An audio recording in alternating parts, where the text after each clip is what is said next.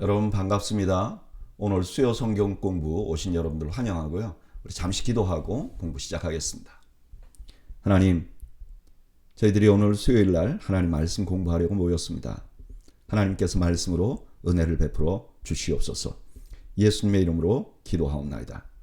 아멘. 오늘은 에스더서를 공부할 예정입니다. 우리가 지난주에 그 시편을 공부했잖아요. 시편은 시편답게 봐야 된다. 에스더서는 역사적인 배경을 가지고 있는 성경입니다.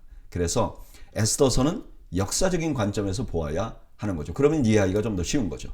그래서 에스더서를 본격적으로 공부하기 전에 배경을 잠시 살펴보겠습니다. 먼저 에스더서를 이해하기 위해서는 유다의 역사를 좀 알아야 돼요. 유다는요, 506년에 바벨론의 느부갓네살에 의해서 침공을 받습니다. 이때 유다가 패배해요. 그래서 수많은 사람들이 포로로 잡혀갑니다. 그때 이제 우리가 잘 아는 다니엘, 그다음에 귀족들 많이 잡혀갑니다. 그리고 이 유다가 바벨론을 섬겨야 되는데 바벨론을 섬기지 않죠. 그러니까 8년 됐을 때 다시 침공을 합니다. 그래서 또 많은 사람들을 포로로 잡아가요. 에스겔, 또 모르드게, 여기 오늘 본문에 나오는 모르드게도 이때 잡혀갑니다.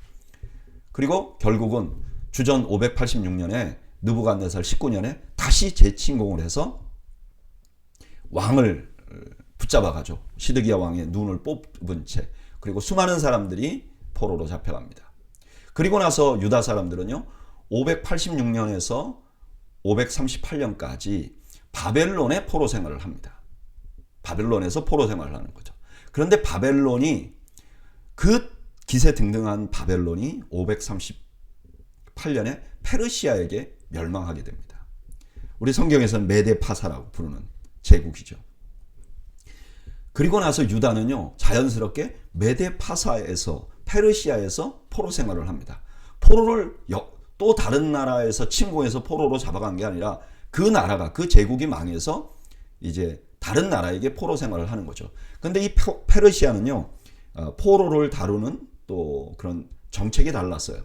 그래서 페르시아의 왕의 원년 고레스라는 왕이요, 이스라엘 사람들에게, 유다 사람들에게, 그러니까 포로를 귀환해라. 그러니까 유다 땅으로 돌아가라.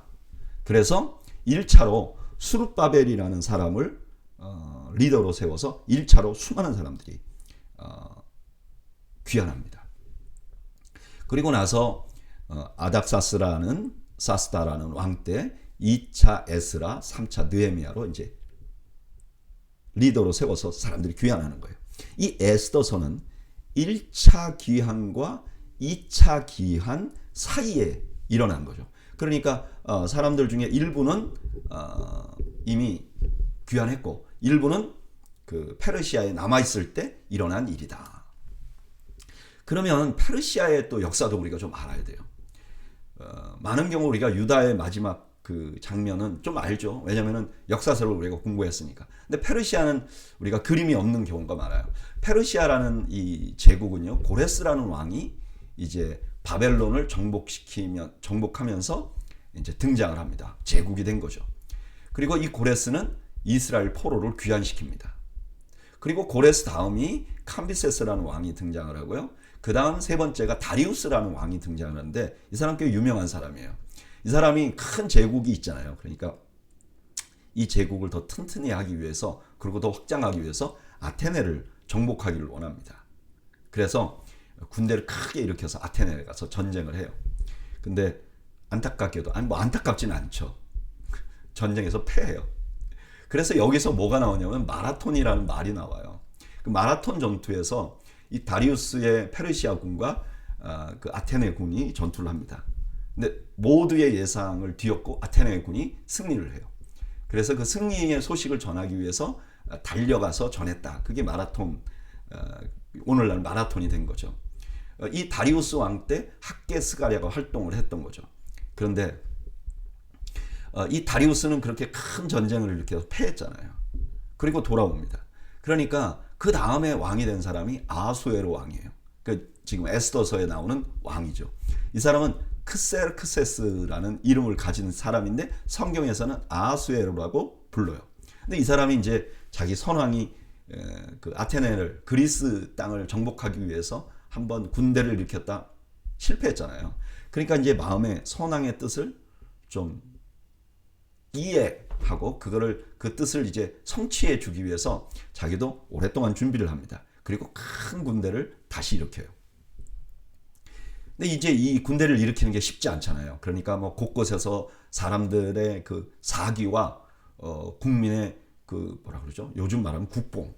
우리가 이런 나라야. 뭐 이런 것들을 고양시키기 위해서 잔치를 많이 베풉니다. 오늘 에스더서 1장에 나오는 잔치가 아마 그런 잔치 중에 하나일 거라고 생각해요. 근데 이 사람들이 이제 전투를 하러 갔는데 뜻밖의 암초를 만납니다. 그게 누구냐면은 스파르타 군이에요. 이 사람 스파르타 군하고 테르모필레라는 곳에서 전투를 하거든요. 물론 이 페르시아 군이 이깁니다. 근데 이때 스파르타 군이 강력한 저항을 해가지고 상당한 타격을 입습니다. 이 그 역사적인 사실을 배경으로 만든 영화가 300이라는 영화예요. 그리고 나서 이제 뭐 아직까지도 힘이 있긴 하지만 큰 타격을 받고 이제 전쟁을 계속 정복 전쟁을 계속 진행하는데 살람이라는 바다에서 해전에서 패배해버리고요. 그리고 플라타니아라는 전투에서도 패배합니다. 그래서 이제 완전히 이 사람이 사기를 잃어버리고 다시 귀국해요. 귀국하고 나서는 이제 뭐 그런 야망 같은 걸 다 버리고 향락을 즐기면서 일생을 보냈다 그래요. 그게 2장의 배경이 되는 에스더서 2장의 배경이 되는 이야기입니다. 자, 이런 배경을 우리가 염두에 두고 본문에 들어가 보겠습니다. 1절. 이 일은 아하수에로 왕 때 있었던 일이니 아하수에로는 인도부터 구스까지 127지방을 다스리는 왕이라. 당시에 아하수에로 왕이 수상궁에서 즉위하고 이 페르시아 사람들이 좀 허풍이 좀 있었던 것 같아요. 그래서 그 군대 동원을 200만이다, 100만이다 막 이렇게 말을 해요. 근데 그래서 여기도 보면 약간 그런 과장이 있는 것 같아요. 인도부터 구스까지. 근데 인도 전체를 정복한 건 아니고 지금 이제 파키스탄 지방 있잖아요. 인도 북부 지방을 정복을 했죠. 다스리고 있었죠. 그리고 이 아하수에로 왕은 수상궁에서 즉위했다. 이 수상궁은 이제 그 엘람 왕궁의 왕궁이었는데 다리오 왕 때 궁을 세워서 여기 이제 겨울 궁전으로 쓰던 곳이에요. 자, 이렇게 이 사람이 왕이 되고 나서 상당히 오랫동안 군사를 동원하기 위해서 애를 써요. 그 애를 쓰는 장면 중에 하나가 3절에 등장을 해요. 왕이 있은 지 제3년에 그의 모든 지방관과 신하들을 위하여 잔치를 베푸니 바사와 메대의 장수와 각 지방의 귀족과 지방관들이 다 왕 앞에 있는지라.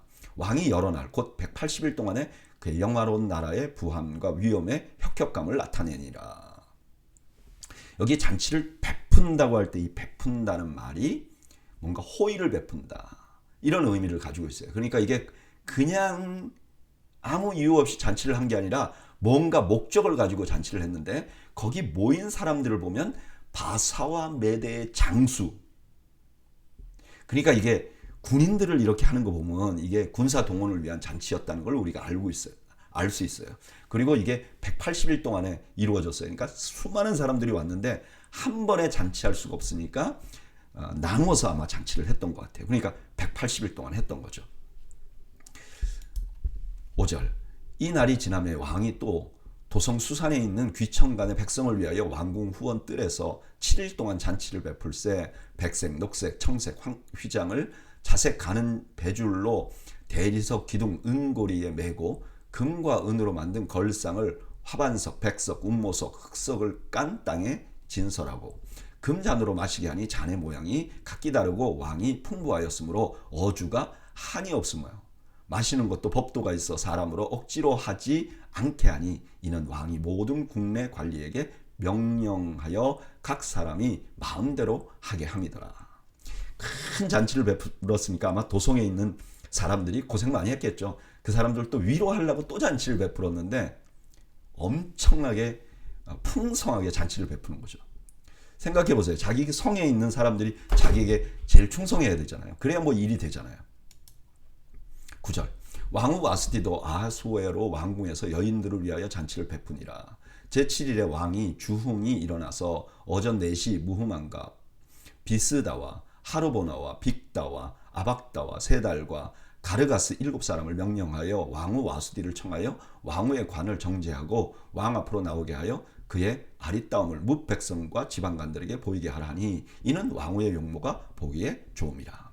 아까 보면 왕이 이제 잔치를 베풀고 나서 자기가 얼마나 큰 일을 했는지 막 자랑했다 그러잖아요. 근데 아마 이제 그 성에 있는 사람들에게 잔치를 하면서는 자기가 또 하나 자랑하고 싶은 게 있는 거예요. 그게 뭐냐면 자기 부인이 너무 아름다워. 그러니까 그날 초대해서 사람들에게 좀 보여달라 이렇게 요청을 한 거죠. 실제로 이런 일이 고대에는 많았던 것 같아요. 왕이 이제 왕후를 부르면 왕후가 나와서 춤도 추기도 하고 같이 이렇게 즐기는 거죠. 그러면 이 사람들에게 상당히 큰 대접을 하는 것 같은, 그 참석자들을 안어를 하는 것 같은 그런 효과가 있는 거죠. 그러니까 왕은 지금 군대를 동원하기 위해서 최선을 다하고 있는 거죠. 12절. 그러나 왕후 와스디는 내시가 전하는 왕명을 따르기를 싫어하니 왕이 진노하여 마음에 불붙는 듯 하더라.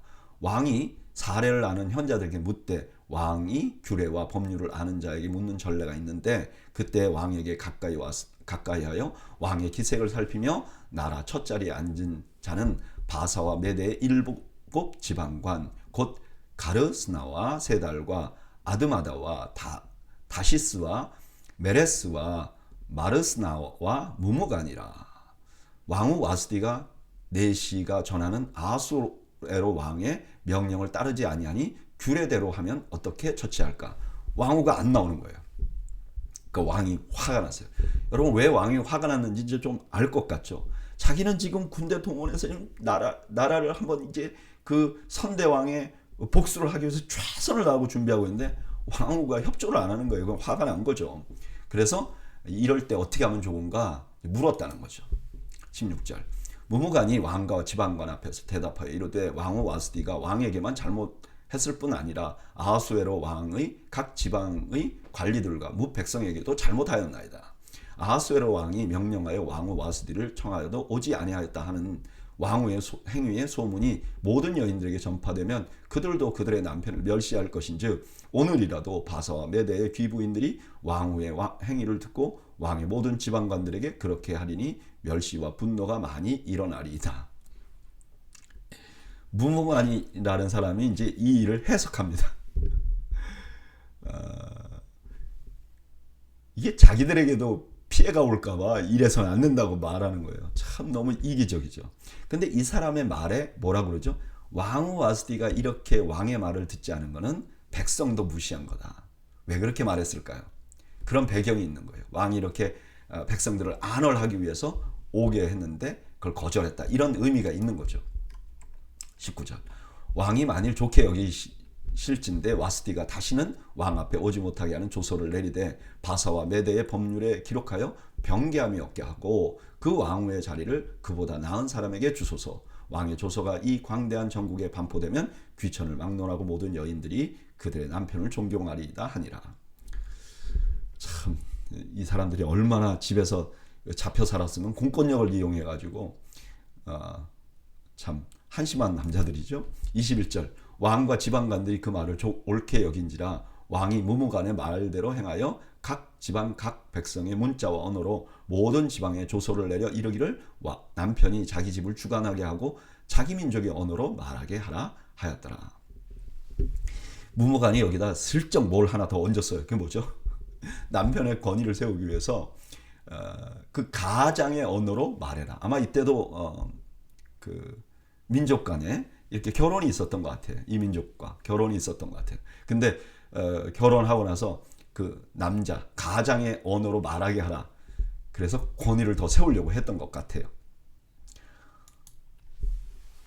오늘 본문은요, 약간 그 코미디 같은 요소가 있기는 하지만 사실 왜 와스디가 폐위되었는가를 보여주음을 통해서 에스더가 왕비가 된 배경을 또한 알려주고 있는 거죠. 여러분 왕은 지금 큰 전쟁을 앞두고 있어요. 그래서 최대한 제국의 위험을 드러내려고 큰 잔치를 배설했던 거죠. 근데 사실 보면 자기 아내에게도 존경받지 못한 사람이었어요.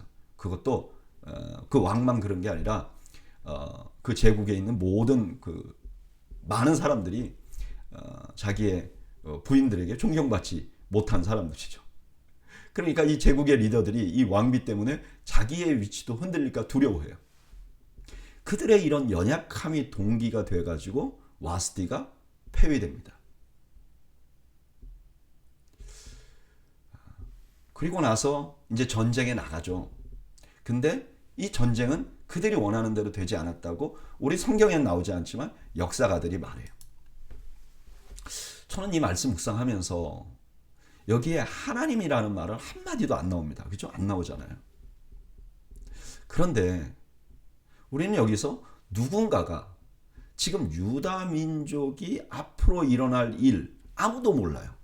왕도 모르고 아무도 몰라요. 그런데 유다 민족이 닥칠 어떤 위기에서 구원하기 위해 이런 일이 진행되고 있다는 것을 우리가 느낄 수가 있어요. 아무도 모르는데 지금 하나님 홀로 이스라엘 백성들, 유다 백성들을 지키기 위하여 한 걸음 한 걸음 나아가는 모습이 보이는 거죠. 느껴지는 거죠. 저는 이 말씀 이제 묵상을 하면서 저 자신을 돌아보니까 저 인생에도 그런 일이 일어났어요. 저는요, 아무것도 상상도 할 수 없었는데 하나님이 먼저 포석을 하시고 제가 어렵고 힘들 때 그 먼저 포석해 놓은 사람들을 만나게 해주시고 다시 하나님을 위하여 섬길 수 있도록 또한 기회를 주신 적이 굉장히 많았어요. 그러니까 갑자기 에스더서 1장을 보면서 그냥 가슴이 뛰는 거예요. 하나님이 나에게도 그러셨구나. 여러분 돌아보면 이것은 하나님을 믿는 모든 사람들에게 일어나는 일입니다. 여러분들의 인생을 한번 돌아보세요. 돌아보면요, 틀림없이 내가 생각지도 않은 곳에 나를 위하여 사람을 준비해 주시고 나를 위하여 환경을 준비해 주시고 나를 격려하고 위로하고 회복시켜 주신 하나님의 역사가 있을 것입니다. 저는 여러분들이 그 하나님의 역사, 하나님의 은혜를 발견해내는 지혜가 있으시기를 주님의 이름으로 축원합니다. 자, 1장에 이런 잔치가 있고 전쟁에 나갔다 패한 성경에 나오지 않지만 배경이 있잖아요. 그 다음에 2장이 이제 시작되는 거예요. 2장 1절. 그 후에 아하수에로 왕의 노가 그침에 와스디와 그가 행한 일과 그에 대하여 내린 조서를 생각하거늘. 이 아하수에로 왕이 전쟁에 패하고 나서 이제 마음이 약해진 거죠. 그러니까 돌아보니까 와스디에게 내가 너무했다 이런 생각이 드는 거죠. 그리고 이제 그 와스디가 굉장히 아름다웠다 그러니까 그리움도 좀 있었을 것 같아요. 이게 약해져서 힘들어하고 있으니까 2절 왕의 측근 신하들이 아뢰되 왕은 왕을 위하여 아리따운 처녀들을 구하게 하시되 전국 각 지방의 관리를 명령하여 아리따운 처녀를 다 도성 수산으로 모아 후궁으로 들여 궁녀를 주관하게 하는 넷이 해계의 손에 맡겨 그 몸을 정결하게 하는 물품을 주게 하시고 왕의 눈에 아름다운 처녀를 와스디 대신 왕으로 삼으소서 하니 왕이 그 말을 좋게 여겨 그대로 행하니라. 그 아름다운 여인을 그리워하고 있으니까 이 제국에 아름다운 여인들이 많으니까 그 중에 하나를 왕비로 이렇게 세우소서 이렇게 이제 조언을 한 거죠. 5절 도성수산에 한 유다인이 있으니 그 이름 모르드게라. 그는 베냐민 자손이니 기스의 증손이요 시므의 손자요 야일의 아들이라. 이제 갑자기 한 사람이 등장을 해요. 그게 모르드게라는 사람이에요. 이 모르드게를 소개하는 데서는 뭐가 강조되고 있냐면 이 모르드게가 베냐민 자손이라는 거. 다시 말하면 사울의 후손이라는 것을 강조합니다. 왜 그런가? 이제 후에 보면 하만이 등장하거든요. 이 하만이 아각 사람이에요. 근데 사무엘서 15장에 보면 아각은 아말렉의 왕이에요. 근데 이제 사울이 하나님께서 그 아말렉을 정복할 때 다 죽이라 그래요. 근데 사울이 죽이지 않죠. 그 재물을 자기가 좋은 거는 자기가 가지죠. 이것 때문에 사울이 하나님으로부터 버림을 받습니다. 사무엘상 15장 9절 11절에 보면 이렇게 되어 있어요. 사울과 백성이 아각과 그의 양과 소의 가장 좋은 것 또는 기름진 것과 어린 양과 모든 좋은 것을 남기고 진멸하기를 즐겨하지 아니하고 가치 없고 하찮은 것은 진멸하니라. 여호와의 말씀이 사무엘에게 임하니라. 이르시되 내가 사울을 왕으로 세운 것을 후회하노니. 그러니까 역사적으로 이 모르드게라는 사람과 하만은 서로 적이죠. 그걸 지금 보여주는 거죠. 6절 전에 바벨론 왕 느부갓네살이 예루살렘에서 유다 왕 여고냐와 백성을 사로잡아 갈 때 모르드게도 함께 잡혔더라. 그의 삼촌의 딸 하다사 곧 에스더는 부모가 없으나 용모가 아리따운 처녀라. 그의 부모가 죽은 후에 모르드게가 자기 딸같이 양육하였더라. 이제 모르드게의 사촌을 소개하는데 이 사람은 에스더예요. 하다사라는 유다 이름을 가지고 있는 에스더. 이 사람에 대해서는 뭐만 소개하냐면은 용모가 아리따운 사람이다. 그러니까 벌써 탁 앞에 말하고 뭔가 우리가 연관이 있잖아요. 그죠? 왕은 아리따운 여자를 찾고 이 에스더는 아리따운 사람이다. 틀림없이 이 두 사건이 뭔가 연관이 될 것이라는 뉘앙스가 있는 거죠. 8절 왕의 조서와 명령이 반포되며 처녀들이 도성 수산에 많이 모여 헤게의 수하에 나아갈 때 에스더도 왕궁으로 끌려가서 궁녀를 주관하는 헤게의 수하에 속하니 헤게가 이 처녀를 좋게 보고 은혜를 베풀어 몸을 정결하게 할 물품과 일용품을 곧 주며 또 왕궁에서 을에 주는 7 궁녀를 주고 에스더와 그 궁녀들을 후궁 아름다운 처소로 옮기더라. 이제 주인공의 소개가 끝나고 수상궁으로 장면이 확 돌아갑니다. 근데 이제 에스더가 우리가 예상한 대로 궁녀로 뽑혀요. 근데 여기 뽑혀가는 거를 보면 징집되는 것 같은 느낌.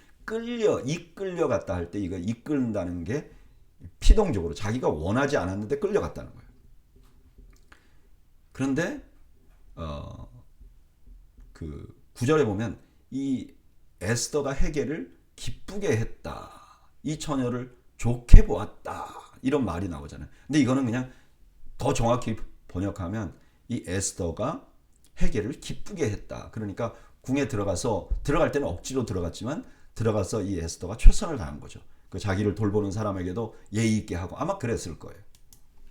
10절 에스더가 자기의 민족과 종족을 말하지 아니하니 이는 모르드게가 명령하여 말하지 말라 하였습니다. 모르드게가 날마다 후궁들 앞으로 왕래하며 에스더의 안부와 어떻게 될지를 알고자 하였더라. 에스더에게 이제 자기가 유다인이라는 걸 말하지 말라 그래요. 아마도 이때까지만 해도 둘 중에 하나, 뭔가 유다인들을 해치려는 세력이 있다는 것을 모르드게가 알고 있든지 아니면 아직도 이 포로로 잡혀왔던 사람들이잖아요. 그러니까 제국 안에서 유다인들의 위치가 아주 낮았든지 아마 그랬던 것 같아요. 그러니까 말을 하지 말라 그랬겠죠. 12절 처녀마다 차례대로 아하수에로 왕에게 나아가기 전에 여자에게 대하여 정한 규례대로 12달 동안에 행하되 6달은 몰약 기름을 쓰고 6달은 향품과 여자에게 쓰는 다른 물품을 써서 몸을 정결하게 하는 기한을 마치며 처녀가 왕에게 나아갈 때에 그가 구하는 것을 다 주어 후궁에서 왕궁으로 가지고 가게 하고 저녁이면 왔다가 아침에는 둘째 후궁으로 돌아와서 비빈을 주관하는 넷이 사스가스의 수하에 속하고 왕이 그를 기뻐하여 그의 이름을 부르지 아니하면 다시 왕에게 나아가지 못하더라. 이제 간택하는 순서를 쭉 먼저 말해요. 근데 맨 마지막에 아주 중요한 말을 해요. 뭐죠? 왕이 부르지 않으면 다시 나아가지 못한다. 이게 이제 에스더서의 아주 중요한 또 일 중에 하나죠. 그래서 이것을 기억하고 있는 게 좋아요. 15절 모르드게의 삼촌 아비하일의 딸 곧 모르드게가 자기 딸같이 양육하는 에스더가 차례대로 왕에게 나갈 때에 궁녀를 주관하는 넷이 헤게가 정한 것 외에는 다른 것을 구하지 아니하였으나 모든 보는 자에게 사랑을 받더라. 이 에스더의 아버지 이름을 이제 처음 밝히는 거죠. 그러니까 이 사람이 유다인의 딸이라는 걸 분명하게 말하는 거예요. 그리고 이 에스더가 모든 사람들에게 사랑을 받았다. 그래요. 16절 아하수에로 왕의 제7년 10월 곧 데벳월에 에스더가 왕궁에 인도되어 들어갈 가서 왕 앞에 나가니 왕이 모든 여자보다 에스더를 더 사랑하므로 그가 모든 처녀보다 왕 앞에서 더 은총을 얻은지라. 왕이 그의 머리에 관을 씌우고 와스디를 대신하여 왕으로 삼은 후에 왕이 크게 잔치를 베푸니 이는 에스더를 위한 잔치라. 모든 지방관과 신하들을 위하여 잔치를 베풀고 또 각 지방의 세금을 면제하고 왕의 이름으로 큰 상을 주니라. 이제 에스더가 왕비가 된 이야기를 지금 하는 거죠. 이 에스더서의 아주 중요한 특징 중에 하나가요, 배경이 항상 잔치입니다. 지금 첫 번째 잔치가 있었고 두 번째 잔치는 에스더를 위한 잔치. 첫 번째 잔치는 뭐였죠? 전쟁을 위한 잔치. 오늘 본문에는 에스더가 왕비로 간택되는 장면을 보여주는데요. 이 사람이 원하지 않는데 왕비 후보가 됐어요. 근데 그 상황에서 최선을 다해요. 그래서 그를 돌보는 내시에게도 사랑을 받고 모든 사람에게도 사랑을 받고 결국 왕에게도 사랑을 받아서 그가 왕비가 돼요. 그리고 큰 잔치를 벌려요. 너무나 기쁜 일이죠. 뭔가 성공을 이룬 것 같죠. 근데 우리가 에스더서를 다 알고 있는 사람들은 이렇게 보면요, 사실 에스더가 왕비가 된 건 너무나 놀라운 일이지만 사실 에스더에게는 그 특권과 함께 그 성공과 함께 의무가 함께 가는 것을 우리가 알 수 있어요. 결국 나중에는 어떻게 되죠? 목숨을 걸고 결단해야 되는 거죠. 여러분, 어떤 면에서 하나님께서 우리에게 주신 번영은요, 의무가 함께 가요. 하나님께서 뭔가를 큰 거를 주는데 그걸 나만이 향락을 누리라고 주는 경우는 없어요. 만약에 어떤 경우에 어떤 사람이 하나님께서 뭘 많이 주셨는데 그게 다른 사람을 위한 섬김이 아니라 나만을 위해서 쓰는 것이다, 이렇게 뭔가를 받는다면 그 사람 버림받은 사람이에요. 그러면 나는 하나님이 주신 축복을 안 받겠습니다. 받으면 무슨 의무가 있다면서요. 근데 사실이요, 우리가 빛나는 것은 내가 하나님께서 주신 성공을 맛봤기 때문이 아니라 그 의무를 성실하게 행할 때 빛나는 거예요. 여러분 기억하세요. 하나님께서 내게 주신 뭔가 축복을 받을 때 나는 의무가 있어요. 그걸 가지고 뭘 해야 돼요. 그런데 나를 빛나게 하는 것은 내가 받은 것이 아니라 그걸 통해서 내가 해야만 하는 의무예요. 저는 여러분들이 이 사실을 잊지 않기를 바라요. 그래서 진정으로 여러분들이 빛나는 인생이 되시기를 주님의 이름으로 축복합니다. 19절. 처녀들을 다시 모을 때 모르드게가 대궐 문에 앉았더라. 에스더는 모르드게가 명령한 대로 그 종족과 민족을 말하지 아니하니 그가 모르드게의 명령을 양육받을 때와 같이 따름이더라. 대궐 문에 앉았다는 것은 어떤 공직을 얻었다는 뜻이에요. 그리고 에스더와 모르드게는 이제 에스더가 왕비가 된 이후에도 계속해서 어쩌면 오빠이지만 아빠 같은, 그래서 잘 돌보고 에스더도 그 말을 잘 따랐던 것 같아요. 21절. 21절에는 모르드게가 한 어떤 일을 기록합니다. 모르드게가 대궐문에 앉았을 때 문을 지키던 왕의 내시 빅단과 데레스 두 사람이 원한을 품고 아하수에로 왕을 암살하려는 음모를 꾸미는 것을 모르드게가 알고 왕후 에스더에게 알리니 에스더가 모르드게의 이름을 왕에게 아랜지라. 조사하여 실증을 얻었으므로 두 사람을 나무에 달고 그 일을 왕 앞에서 궁중 일기에 기록하니라. 모르드게가 이 모반하는 것을 발견해요. 그리고 왕을 구해내요. 이건 대단한 일입니다. 역사학자들이 말하기를 이 페르시아는요, 뭔가 공을 세우면 그 공에 대해서 진짜 엄청나게 보상을 해줬대요. 근데 신기하게 이런 일을 했는데 모르드게에게는 아무런 보상이 없었어요. 그냥 침묵해버립니다. 3장 1절. 그 후에 아하수에로 왕이 아각 사람 함부다다의 아들 하만의 지위를 높여 올려 함께 있는 모든 대신 위에 두니. 조금 전에 누가 공을 세운 걸 보여주죠? 예, 모르드게. 근데 지금 모르드게에게는 아무런 상이 없어요. 근데 이상하게 하만이라는 사람이 막 승승장구하는 이야기가 나와요. 이게 세상 불공평해 보이죠? 공을 세우는 사람은 아무런 보상도 못 받고 이 사람이 무슨 공을 세웠는지 물론 있겠지만 성경은 기록하지 않습니다. 그러니까 아니 이게 무슨 불공평한 일이야 라는 생각이 들게 되고, 한편으로는 뉘앙스가, 실제로는 아니지만 뉘앙스가, 이 하만이 모르드게가 받아야 될 그런 영광을 가로채서 받은 거 아니야 하는 느낌이 들도록 이렇게 기록하고 있는 거죠. 2절, 대궐문에 있는 왕의 모든 신하들이 다 왕의 명령대로 하만에게 꿇어 절하되 모르드게는 꿇지도 아니하고 절하지도 아니하니, 대궐문에 있는 왕의 신하들이 모르드게에게 이르되 너는 어찌하여 왕의 명령을 거역하느냐 하고 날마다 권하되 모르드게가 듣지 아니하고 자기는 유다인임을 알렸더니 그들이 모르드게의 일이 어찌 되나 보고자 하여 하만에게 전하였더라. 하만이 이제 모르드게가 하만에게 무릎 꿇지 않는 일이 나와요. 이거 왜 무릎을 꿇지 않았을까? 잘 모르겠어요. 왜 그랬는지. 근데 하나 분명한 건 아마 이 하만에게 꿇으라고 하는 그 자체가 약간 우상 숭배하는 방식으로 꿇으게 했는지, 어쨌든 모르드게는 자기가 유다인이기 때문에, 그러니까 아마도 종교적인 이유로 무릎을 꿇지 않았던 것 같아요.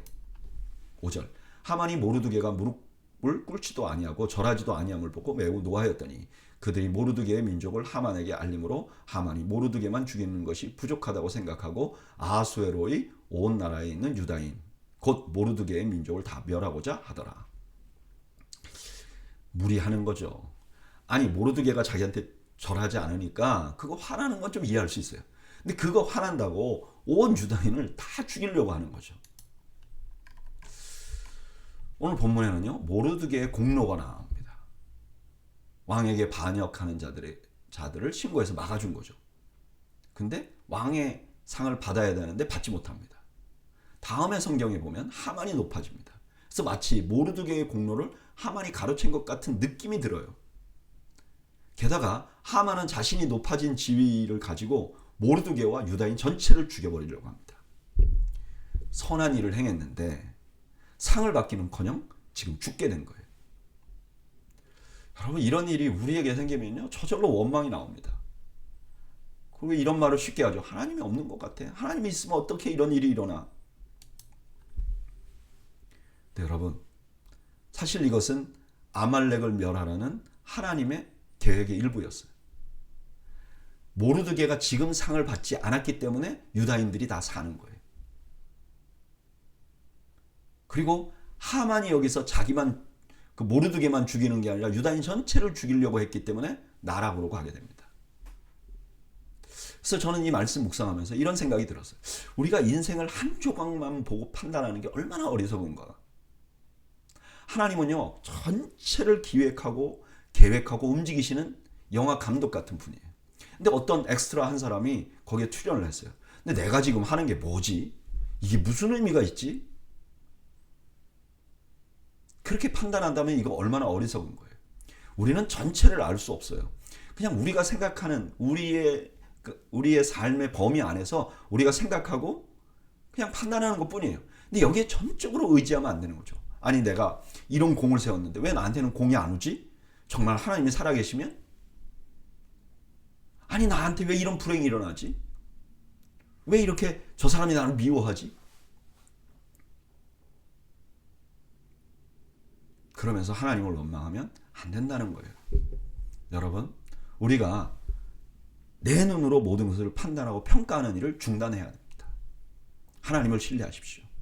하나님, 우리가 갖고 있는 생각보다 훨씬 더 큰 계획을 가지고 계시는 분임을 여러분 신뢰하시기 바랍니다. 7절, 아하수에로 왕 제12년 첫째 달 곧 니산월에 무리가 하만 앞에서 날과 달에 대하여 부르고 제비를 뽑아 12째 달 곧 아다로를 얻은지라. 지금 얼마나 웃긴 일이 일어났냐면은 하만이요, 날을 잡는 거예요. 이거 뭐 이사 갈 때 날 잡는 것처럼 이스라엘 사람, 유다 사람들을 다 멸망시킬 날을 먼저 잡자, 이렇게 하는 거죠. 날을 잡은 다음에 8절, 하만이 아하수에로 왕에게 아뢰되 한 민족이 왕의 나라 각 지방 백성 중에 흩어져 거하는데 그 법률이 만민의 것과 달라서 왕의 법률을 지키지 아니하오니 용납하는 것이 왕에게 무익하니이다. 왕이 옳게 여기시거든 조서를 내려 그들을 진멸하소서. 내가 은 1만 달란트를 왕의 일을 맡은 자의 손에 맡겨 왕의 금고에 드리리이다 하니. 이제 하만이 모함을 하는 거죠. 여기 분리되어 흩어져 산다 하는 말은 두 가지 의미가 있어요. 흩어져 있다는 뜻도 있고 또 하나는 그들끼리만 있어서 이렇게 모래와 알과 같이 이렇게 흩어져 있지만 자기 정체성이 분명하다. 이런 의미도 포함되어 있는 거예요. 그러니까 이들이 왕의 법률을 지키지 않고 있습니다. 그렇게 모함해버리는 거죠. 그리고 뭐라 그러냐? 그 사람 다 죽였으면 좋겠는데 그 일을 위해서 내가 1만 달란트를 내겠습니다. 1만 달란트는요. 당시에 페르시아의 총 수입의 65%나 되는 거라는 거예요. 도대체 이 사람이 어떻게 해서 이렇게 많은 재물을 모았는지 어쨌든 어마어마한 재물을 희사하겠다 한 거죠. 10절 왕이 반지를 손에서 빼어 유다인의 대적 곧 아각 사람 함부다다의 아들 하만에게 주며 이르되 그 은을 내게 주고 그 백성도 그리하노니 너의 소견에 좋을 대로 행하라 하더라. 하만을 이제 여기서 유다인의 대적으로 표현합니다. 그러니까 왕이 그래 돈 그렇게 많이 희사하고 네가 그렇게 하기를 원하면 해라. 신뢰하고 해라 그런다는 거예요. 근데 우리가 오늘 공부 시작하기 직전에 그 처음에 그 역사를 봤잖아요. 지금 왕이 어떤 상황이죠? 전쟁에 나가서 패했어요. 전쟁을 하기 위해서 얼마나 많은 돈을 썼겠습니까? 이게 돈이 없는 거죠. 근데 하만이 그런 어마어마한 돈을 이제 왕궁에 희사하겠다고 하니까 그리고 그 일을 하겠다고 하니까 왕이 허락을 하는 것이 당연한 거죠. 여기 이제 보면 그 은을 내게 주고 하니까 하만이 준 은을 다 하만 너에게 돌려줬다 이런 말을 하는 것 같지만 사실은 이 말은 약간 그 은유적인 표현이에요. 아마 주기도 했겠지만 일부 그 일을 수행하는데 나머지는 왕이 이제 갖기도 한 거겠죠.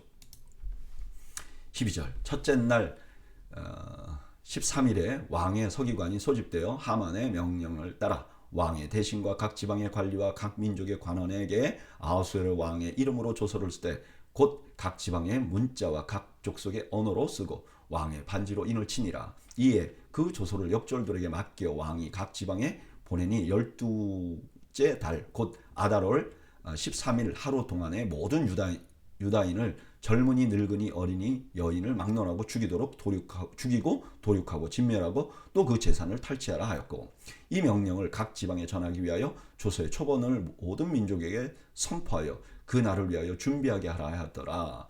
역절이 왕의 명령을 받들어 급히 나가며 그 조서가 도성 수산에도 반포되니 왕은 하만과 함께 앉아 마시되 수산성은 어지럽더라. 이제 이 왕의 조서가 전달되고 이걸 받은 사람들이 지금 혼란을 겪는다는 거죠. 그럴 거 아닙니까? 아니 왜 유다인들을 다 죽이라고 하지? 근데 왕과 하만은 그냥 편안해요. 오늘 본문에는 하만이 자기네 대적인 유다인들을 몰살시키는 계획을 진행합니다. 먼저 날짜를 잡고요. 그리고 왕에게 특별한 부탁을 합니다. 여러분 이게 왕에게 이런 부탁을 하는 게 쉬운 거는 아니에요. 자칫하면 위험을 감수할 수 있어요. 너 왜 그래? 너 혹시 반역하려는 거 아니야? 그럼 죽을 수 있어요. 근데 하만이요. 그 위험을 감수합니다. 그리고 엄청난 돈을 희사해요. 여러분 이게 악한 사람들이 악한 일을 하는 모습이에요. 선한 일도 동기유발이 참 크지만요. 악한 일도 어마어마한 동기유발이 돼요. 어마어마한 에너지를 줘요. 왜 그런가? 저는 이게 참 궁금했어요. 왜 악한 사람들이 자기에게 큰 이익도 안 되는 일을 저렇게 열심히 하려고 그러죠? 하만이 그 복수 하나 하려고 자기에게 절하지 않는 거 하나 그것 때문에 돈을 얼마나 쓰고 왜 저럴까? 보니까요. 베드로전서 5장 8절에 보면 이렇게 말해요. 근신하라 깨어라 너희 대적 마귀가 우는 사자같이 두루 다니며 삼킬 자를 찾나니. 마귀가요. 열심히 있어요. 마귀가 얼마나 열심히 있는지 몰라요. 그러니까 악한 일을 하는 사람도 열심히 있는 거죠. 그래서 우리는 정신을 차려야 돼요. 깨어 기도해야 되죠. 그러지 않으면 언제 넘어질지 몰라요. 왜냐? 우리를 넘어뜨리려는 악한 자들도 너무너무 열심히 하거든요. 저는 저희들이 좀 정신을 차리는 그런 은혜가 있기를 바랍니다. 그리스도인으로 지금이야말로 정신 차려야 할 때 같아요. 4장 1절 모르드게가 이 모든 일을 알고 자기 옷을 찢고 굵은 베옷을 입고 죄를 뒤집어 쓰고 성중에 나가서 대성통곡하며 대궐 문 앞까지 이르렀으니 굵은 베옷을 입은 자는 대궐 문에 들어가지 못함이라. 왕의 명령과 조서가 각 지방에 이르매 유다인들이 크게 애통하고 금식하고 하며 울며 부르짖고 굵은 베옷을 입고 죄에 누운 자가 무수하더라. 그럴 거 아닙니까? 그죠? 여기 이제 배옷이라는 거는 삼으로 만든 옷이 아니고 우리나라에는 배옷이 3배로 만든 거잖아요. 근데 여기에 이 배옷은요, 그러니까 약대 털옷으로 지은 건데 이렇게 아주 정교하고 고급스럽게 집지 않는 옷이에요. 그래서 이거는 주로 슬픔이나 장례식에 갈 때 입는 옷인데 그걸 입고 있다는 거죠. 4절 에스더의 시녀와 내시가 나와 전하니 왕후가 매우 근심하여 입을 의복을 모르드게에게 보내어 그 굵은 베옷을 벗기고자 하나 모르드게가 받지 아니하는지라. 에스더가 왕의 어명으로 자기에게 가까이 있는 내시 하닥을 불러 명령하여 모르드게에게 가서 이것이 무슨 일이냐 무엇 때문인가 알아보라 하매. 아마 그 에스더는 유다인이라고 말하지 않았기 때문에 몰랐을 수 있죠. 6절 하닥이 대궐 문 앞 성중 광장에 있는 모르드게에게 이르니 모르드게가 자기가 당한 모든 일과 하만이 유다인을 멸하려고 왕의 금고에 바치기로 한 은의 정확한 액수를 하닥에게 말하고 또 유다인을 진멸하라고 수상궁에서 내린 조서 초본을 하닥에게 주어 에스더에게 보여 알게 하고 또 그에게 부탁하여 왕에게 나가서 그 앞에서 자기 민족을 위하여 간절히 구하라 하니 하닥이 돌아와 모르드게의 말을 에스더에게 알리매. 모르드게가 정황을 다 설명하고 에스더에게 왕에게 가서 이거 우리 좀 살려달라고 말해라 라고 부탁을 하는 거죠. 10절 에스더가 하닥에게 이르되 너는 모르드게에게 전하기를 왕의 신하들과 왕의 각 지방 백성이 다 알거니와 남녀를 물어나고 부름을 받지 아니하고 안뜰에 들어가서 왕에게 나가면 오직 죽이는 법이요 왕이 그 자에게 금규를 내밀어야 살 것이라. 이제 내가 부름을 입어 왕에게 나가지 못한 지가 이미 30일이라 하니라. 에스더가 말하는 거죠. 나는 할 수가 없습니다. 할 능력이 안 됩니다. 이건 왕에게 잘못해서 나가서 잘못하면 죽습니다. 12절 그가 에스더의 말을 모르드게에게 전하매 모르드게가 그를 지켜 에스더에게 회답하되 너는 왕궁에 있으니 모든 유다인 중에 홀로 목숨을 건지리라 생각하지 말라. 이때 내가 만일 잠잠하여 말이 없으면 유다인은 다른 데로 말미암아 노임과 구원을 얻으려니와 너와 내 아버지의 집은 멸망하리라. 내가 왕후의 자리에 얻은 것이 이때를 위함이 아닌지 누가 알겠느냐 하니. 그에 대해서 모르드게의 대답이 나오는데 첫째는 뭐죠? 넌 유다인이야. 너가 살 것 같으냐? 너도 죽을 거야. 두 번째는 뭐죠? 유다인은 살 거야. 어찌든지 살 거야. 하나님이 살려주실 거야. 세 번째로 너가 지금 왕후가 된 게 이것 때문인지 누가 알겠느냐.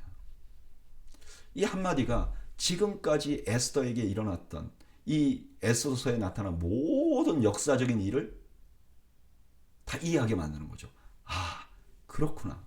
제가 처음에 와스디가 물러갈 때 하나님이 하셨구나 라고 생각할 수밖에 없는 이유 중에 하나가 이 모르드게의 고백에 나오는 거죠.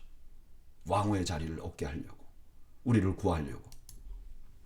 15절 에스더가 모르드게에게 회답하여 이르되 당신은 가서 수산에 있는 유다인을 다 모으고 나를 위하여 금식하되 밤낮 3일을 먹지도 말고 마시지도 마소서. 나도 나의 시녀와 더불어 그렇게 금식한 후에 규례를 어기고 왕에게 나아가리니 죽으면 죽으리다 하니라. 모르드게가 가서 에스더가 명령한 대로 다 행하니라. 에스더가 죽으면 죽으리라 하죠. 너무나 유명한 말씀이죠. 오늘 본문은 하만의 조서를 알게 된 모르드게와 에스더의 반응을 보여줍니다. 모르드게는 에스더를 통해서 자신들이 구원될 수도 있다고 생각하고 에스더에게 결단을 촉구합니다. 그의 말 중에 너무나 유명한 말이 있어요. 하나님은 유다인을 지켜주실 것이다. 그리고 에스더가 왕비가 된 것은 바로 이때를 위하여 준비된 것인지 모른다. 이 도전에 에스더는 결단합니다. 그리고 이 결단이 자신과 민족을 구원하게 되는 거죠. 저는 이분들의 모습을 보면서 우리의 신앙의 본질이 무엇인가를 다시 한번 생각해 봅니다. 여러분, 신앙의 본질은 뭐죠? 하나님을 신뢰하는 거예요. 하나님을 신뢰하는 거예요. 또 하나는 뭐죠? 하나님을 신뢰하는 증거가 나타나는데 그게 뭐냐? 결단으로 나타나요. 그러니까 어떤 사람이 나는 결단해, 나는 신뢰해요. 근데 결단 안 해? 그럼 역사하는 힘이 없는 거예요. 여러분, 하나님을 신뢰한다면 결단해야 돼요. 저는 여러분들이 결단하는 신앙을 갖기를 바래요. 그냥 우유부단하게 가만히 있는 게 아니라 이건 아니다 하면 아닌 것이고 해야만 한다 그러면 하는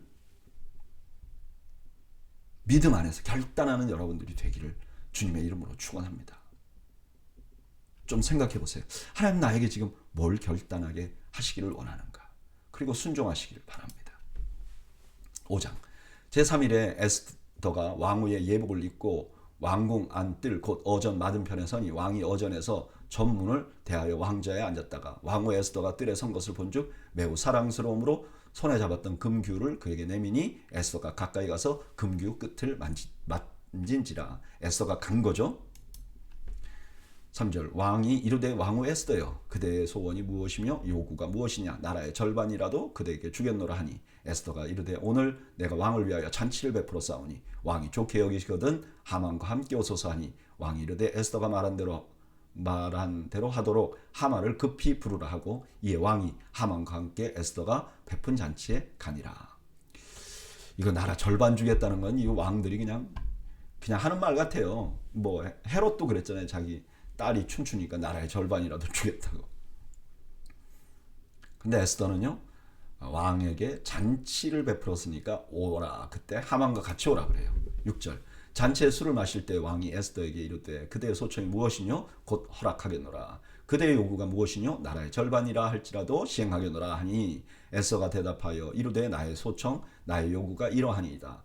내가 만일 왕의 목전에서 은혜를 입었고 왕이 내 소청을 허락하시면 내 요구대로 시행하기를 좋게 여기시면 내가 왕과 하만을 위하여 베푸는 잔치에 또 오소서. 내일은 왕의 말씀대로 하리이다 하니라. 에스더가 대단해요. 이거 한 번에 말할 수 있잖아요. 이거 급하잖아요. 근데 한 번 더 끄는 거예요. 그래서 왕의 마음을 확실히 자기에게 잡아두는 거죠. 9절 그날에 하만이 마음이 기뻐 즐거이 나오더니 모르드게가 대궐문에 있어 일어나지도 아니하고 몸을 움직이지도 아니하는 것을 보고 매우 노하나 참고 집으로 돌아와서 사람을 보내어 그의 친구들과 그의 아내 세레스를 청하여 자기의 큰 영광과 자녀가 많은 것과 왕이 자기를 들어 왕의 모든 지방관이나 신하들보다 높인 것을 다 말하고 또 하만이 이르되 왕후 에스더가 그 베푼 잔치에 왕과 함께 오기를 허락받은 자는 나밖에 없었고 내일도 왕과 함께 청함을 받았느니라. 하만은 기분이 너무너무 좋은 거죠. 이제 하늘을 날 듯한 거예요. 13절 그러나 유다 사람 모르드게가 대궐문에 앉은 것을 보는 동안에는 이 모든 일이 만족하지 아니하도다 하니 그의 아내 세레스와 모든 친구들이 이르되 높이가 50규빗 되는 나무를 세우고 내일 왕에게 모르드게를 그 나무에 매달기를 구하고 왕과 함께 즐거이 잔치에 가소서 하니 하만이 그 말을 좋게 여기고 명령하여 나무를 세우니라. 날도 잡아놨죠. 이제 나무를 높이 세우고 거기다 모르드게를 잡겠다는 거예요. 나무가 50규빗이면 23m 되는 어마어마한 나무를 세우는 거죠. 그리고 모르드게 죽이고 산뜻한 기분으로 왕에게 가소서 이렇게 말한 거죠. 오늘 본문에는 에스더가 자신의 민족을 구하기 위해서 계획을 실행하는 장면을 봅니다. 왕을 위하여 잔치를 하고 그 잔치에 하만을 초청합니다. 그러니까 이 하만에게 이 잔치는 죽음의 잔치예요. 근데 하만은요 자신이 왕과 단둘이 왕비의 잔치에 참여하는 걸 보고 너무너무 들떠버립니다. 그리고 자기 영광을 친구들을 불러 떠벌립니다. 저는 그냥 이 모습이요 심판을 알지 못하는 인간들의 모습과 같은 것 같아요. 지금 하만은 자기가 뭘 잘못하고 있는지 모르고 어디로 가는지 몰라요. 그리고 자신 앞에 무엇이 기다리고 있는지 몰라요. 그러니까 그냥 기고만장한 거죠. 하만은 결국 자기가 모르드게를 매달려고 하는 그 나무에 자기가 매달립니다. 저는 이 말씀 묵상하면서 내 눈앞에 있는 것만 보고 내 앞에 있는 진노와 내 앞에 있는 징계를 모르면 그 사람만큼 불쌍한 사람이 없는 것 같아요. 여러분 잊지 맙시다. 우리는 언젠가 하나님 앞에 평가받을 사람들이에요. 평가받아야 한다는 걸 잊지 않고 오늘을 살아가는 저와 여러분들이 되시기를 축복합니다. 6장 1절 그날 밤에 왕이 잠이 오지 아니하므로 명령하여 역대 일기를 가져다가 자기 앞에서 익히더니 그 속에 기록하기를 문을 지키던 왕의 두 넷이 빅다나와 데레스가 아하술의 왕을 압살하려는 음모를 모르드게가 고발하였다 하는지라. 아니 그날 밤에 하만은 잠이 안 왔겠죠. 왜요? 너무 익사이딩해서. 에스더도 잠이 안 왔겠죠. 이제 내일 결단을 해야 되는데 어떻게 할까. 근데 단 한 사람, 잠을 잘 자야 될 왕이 잠이 오지 않는 거예요. 그리고 잠이 오지 않아서 책을 본 거예요. 책을 봤는데 해필이면 모르드게에 대한 부분을 읽은 거예요. 이걸 우연이라고 말하기 너무 어렵죠. 하나님이 하신 거죠. 3절. 왕이 이르되 이 일에 대하여 무슨 종기와 관작을 모르드게에게 베풀었느냐 하니 측근 신하들이 대답하되 아무것도 베풀지 아니하였나이다 하니라. 왕이 이르되 누가 뜰에 있느냐 하매 마침 하만이 자기가 세운 나무에 모르드게 달기를 왕께 구하고자 하여 왕궁 바깥 뜰에 이른지라. 이제 그때 상 안 받은 게 더 큰 은혜를 지금 더 큰 축복을 더 큰 보상을 받게 되는 게 시작이 된 거죠. 마침 이때 하만이 모르드게 나무에 달려고 지금 왕에게 고하려고 와 있다는 거잖아요. 5절. 측근 신하들이 아뢰되 하만이 뜰에 섰나이다 하니 왕이 이르되 들어오게 하라 하니 하만이 들어오거늘 왕이 묻되 왕이 존귀하게 하기를 원하는 사람에게 어떻게 하여야 하겠느냐. 하만이 심중에 이르되 왕이 존귀하게 하기를 원하는 자는 나 외에 누구리요 하고 왕께 아뢰되 왕께서 사람을 존귀하게 하시려면 왕께서 입으시는 왕복과 왕께서 타시는 말과 머리에 쓰시는 왕관을 가져다가 그 왕복과 말을 왕의 신하 중 가장 존귀한 자의 손에 맡겨 왕이 존귀하게 하시기를 원하시는 사람에게 옷을 입히고 말을 태워서 성중 거리로 다니며 그 앞에서 반포하여 이르기를 왕이 존귀하게 하기를 원하시는 사람에게는 이같이 할 것이라 하게 하소서 하니라. 이 하만이요, 왕의 자리도 욕심이 나 있었죠. 그러니까 왕옷과 왕복을 자기가 입으려고 하는 거죠. 이게 자기라고 생각하고. 10절. 이에 왕이 하만에게 이르되 너는 내 말대로 속히 왕복과 말을 가져다가 대궐문에 앉은 유다 사람 모르드게에게 행하되 무릇 내가 말한 것에서 조금도 빠짐이 없이 하라. 하만이 왕복과 말을 가져다가 모르드게에게 옷을 입히고 말을 태워 성중 거리로 다니며 그 앞에서 반포하되 왕이 존귀하게 하시기를 원하는 사람에게는 이같이 할 것이니라 하시니라. 입장이 바뀌었죠? 그러면 이게 이때쯤 하만이 이게 뭐가 이상하다고 알아야 되죠. 12절. 모르드게는 다시 대궐문으로 돌아오고 하만은 번뇌하여 머리를 싸우고 급히 집으로 돌아가서 자기가 당한 모든 일을 그의 아내 세레스와 모든 친구들에게 말하며 그중 지혜로운 자와 그의 아내 세레스가 이르되 모르드게가 과연 유다 사람의 후손이면 당신이 그 앞에서 굴욕을 당하기 시작하였으니 능히 그를 이기지 못하고 분명히 그 앞에서 엎드려지리이다.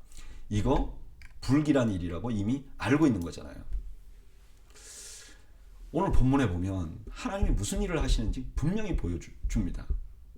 물론 하나님이 무엇을 하셨다고 성경에 나오지 않아요. 그런데 누구든지 이 일을 읽으면 이게 우연이 아니잖아요. 여러분, 유다의 구원을 위해서 모르드게와 에스더가 결단을 한 건 사실이에요. 그러나 가장 결정적인 일은 누가 하고 계시죠? 하나님이 하는 거죠. 하나님께서 왕을 잠을 못 자게 하고요. 모르드게의 일을 읽게 하시고 대반전의 기초를 닦고 계시는 거죠. 여러분, 우리는 우리 인생에서도 이걸 볼 수 있어야 됩니다. 하나님이 지금 나를 위하여 하시는 일. 예전에 하나님께서 나를 위하여 하신 일도 봐야 되지만 지금 하나님께서 나를 위하여 하신 일을 볼 수 있어야 돼요. 여러분, 하나님은요, 내가 내 인생을 위하여 지금 노력하는 어떤 노력보다 나를 위하여 더 큰 일을 해주시고 계시는 분입니다. 저는 여러분들이 그것을 발견하는 지혜를 얻기를 주님의 이름으로 축원합니다. 6장 14절. 아직 말이 그치지 아니하여 왕의 내시들이 이르러 하만을 데리고 에스더가 베푼 잔치에 빨리 나아가니라. 왕이 하만과 함께 또 왕후 에스더의 잔치에 가니라. 이제 하만이 생각을 좀 하고 이거 중단해야 되겠다. 뭔가 조치를 취해야 되는데 시간이 없어요. 지금 하만이 끌려가듯 잔치에 참여합니다. 마치 에스더가 끌려가듯 왕비 간택되는데 가듯이 지금 하만이 끌려가고 있어요. 그러나 하만의 마지막은 완전히 다른 거죠.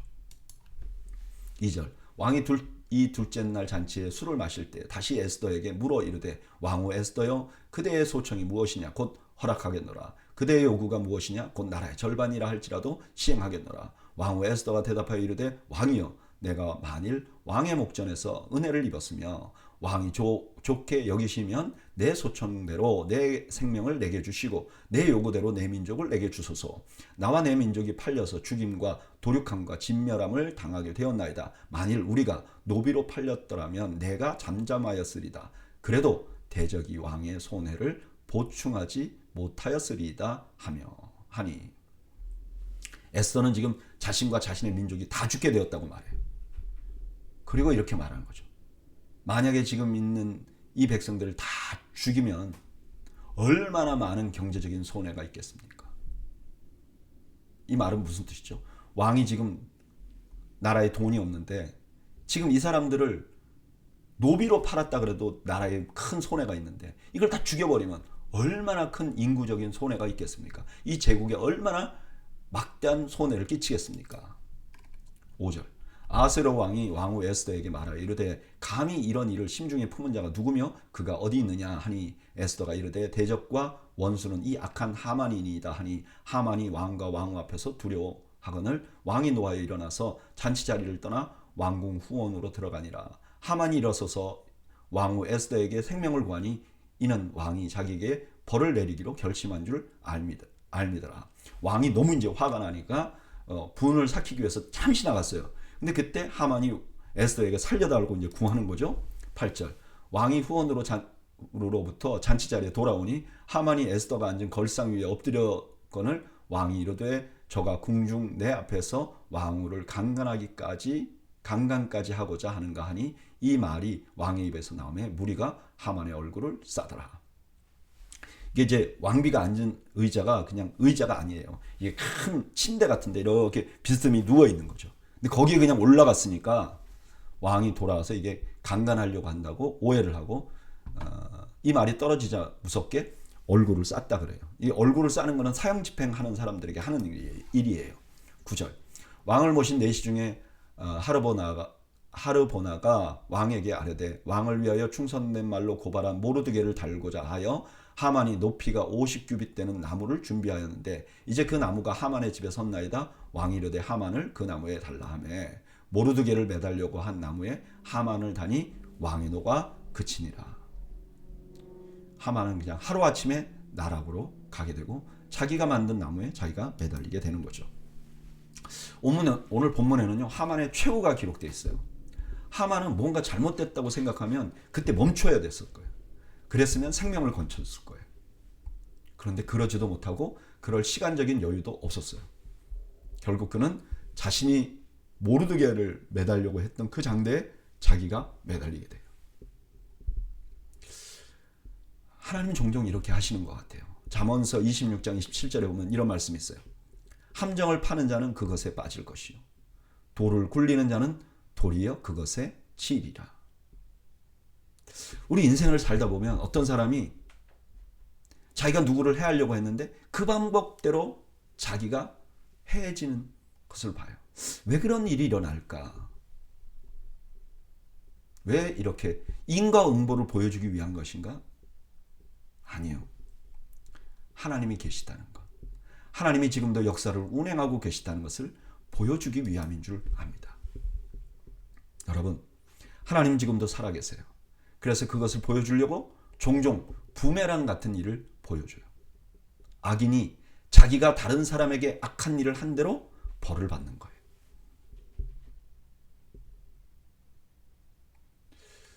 저는 이런 일을 많이 봅니다. 자기가 한 대로 벌 받는 것. 때때로 우리는 인생을 살면서 억울한 일을 당해요. 답답한 일을 당해요. 근데 여러분, 하나님은 살아계세요. 그리고 하나님은 때때로 하나님이 살아계시다는 걸 보여주기 위하여 그대로 갚아주시는 역사를 이루십니다. 저는 그런 일을 볼 때마다 하나님이 살아계시고 역사를 주관하고 계시다는 것을, 이 세상을 주관하고 계시다는 것을 다시 한번 확신하며 하나님을 신뢰해 나가는 저와 여러분들이 되시기를 주님의 이름으로 축원합니다. 기도하겠습니다. 하나님, 오늘 저희들이 에스더서를 보면서 하나님이 살아계심을 다시 한번 확인합니다. 하나님, 우리가 살아계신 하나님을 신뢰하며 우리의 남은 인생을 살아갈 수 있도록 은혜와 자비를 베풀어 주시옵소서. 예수님의 이름으로 기도하옵나이다. 아멘.